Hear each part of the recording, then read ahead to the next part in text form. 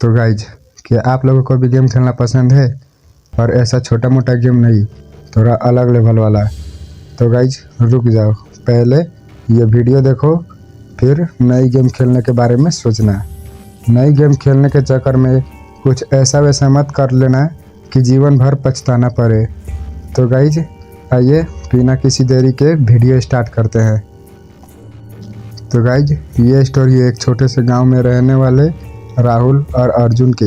राहुल और अर्जुन जो एक ही स्कूल में पढ़ते थे, वो काफ़ी अच्छा दोस्त थे। वो एक दूसरे को बेस्ट फ्रेंड मानते थे। तो वो राहुल थे, वो उनके घर में थोड़ा फाइनेंशियल प्रॉब्लम था, तो उनको वो गांव छोड़ के जाना पड़ा। वो गांव छोड़ के मुंबई में रहने लगे। तो वो अर्जुन थे, वो सोचते हैं कि चलो एक बार राहुल से मिल कर आते हैं। तो वो अर्जुन थे, वो देखते हैं राहुल के घर पुरानी हवेली जैसा था, जिसमें अनोखी माहौल था। राहुल ने अर्जुन को ओइजा बोर्ड गेम दिखाया, जिससे उसने एक ऑनलाइन एंटीक स्टोर से खरीदा था। शुरुआत में दोनों दोस्त ने ओइजा बोर्ड के साथ मजाक मजाक में खेला। कुछ समय बाद उन्हें लगने लगा कि बोर्ड उनके विचारों का जवाब दे रहा है, पर अर्जुन और राहुल ने इसे सिर्फ एक खेल ही समझा। एक रात जब वो दोबारा ओइजा बोर्ड के साथ खेल रहे थे, तब उन्होंने एक भूतनी को बुलाया, जिसका कहना था कि उनके साथ दोस्ती करना चाहती है। अर्जुन और राहुल ने उसी गेम खेलते खेलते अपनी दोस्ती को और गहरा बनाया। लेकिन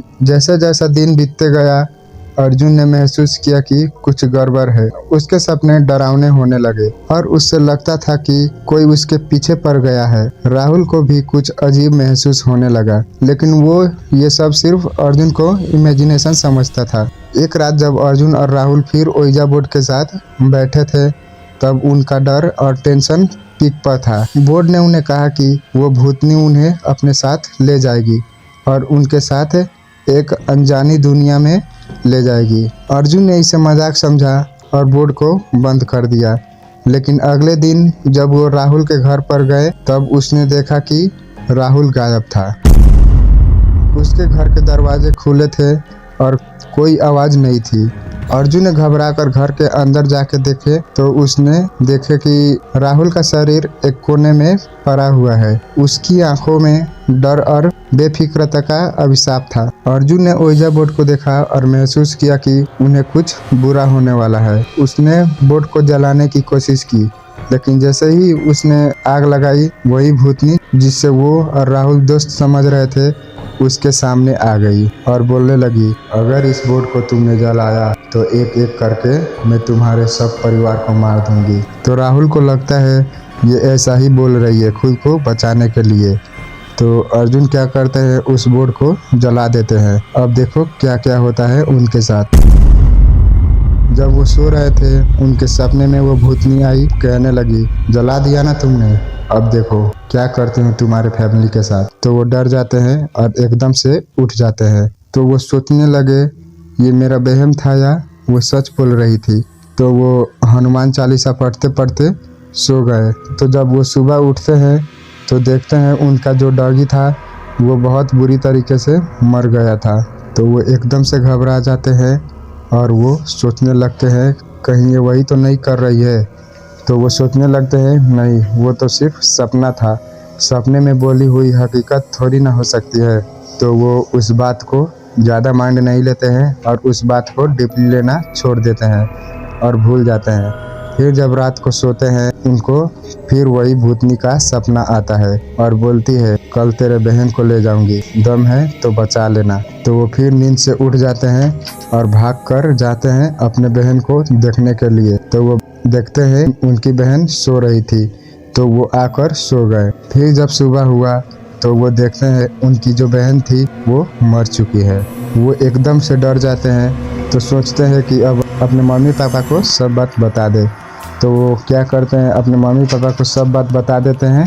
उनके मम्मी पापा गांव में रहने वाले पंडित को बुलाते हैं। तो वो घर में आते ही बोलते हैं, बहुत गलत किया तुम लोगों ने, तुम लोगों को ऐसा नहीं करना चाहिए था उसके साथ। तो उनके मम्मी पापा बोलते हैं, आप बताइए हमें क्या करना होगा ये सब हटाने के लिए। तो वो पंडित जी बोलते हैं, आपके ये सिर्फ एक ही चीज़ ठीक कर सकता है, महेंद्रपुर बालाजी। वहाँ पर जाओ, वहाँ हवन होगा हवन होने के बाद सब ठीक हो जाएगा। लेकिन आप लोग एक बात का ध्यान रखना, वहाँ से आने के बाद आपको किसी की आवाज़ सुनाई दे, कुछ भी हो जाए, आपको पलट कर नहीं देखना है, नहीं तो फिर से मौत का तांडव शुरू हो जाएगा। तो वो उसी टाइम में निकल जाते हैं। वो जाते हैं तो उनके साथ अजीब अजीब घटनाएं घटने लगती है। कभी टायर पंचर हो रहा था, कभी एक्सीडेंट होने से बच रहा था, कभी एकदम से पेट्रोल ख़त्म होना, कभी एकदम से पानी ख़त्म होना, कभी वाइपर अपने आप खुल रहा था। तो वो जैसे तैसे करके महेंद्रपुर बालाजी पहुंच जाते हैं। तो वहाँ पर कुछ देर तक पूजा हवन चला तो वो ठीक हो गए, उन पर से वो बाला टल गई और वहाँ से आते वक्त उनको वैसी ही आवाज़ आ रही थी जैसा वो पंडित जी ने बताए थे। तो वो उस आवाज़ को इग्नोर करते हैं और घर आ जाते हैं। उस टाइम के बाद उनको बुरे बुरे सपने आना बंद हो गया और सब ठीक हो गया और वो अब बहुत खुश है।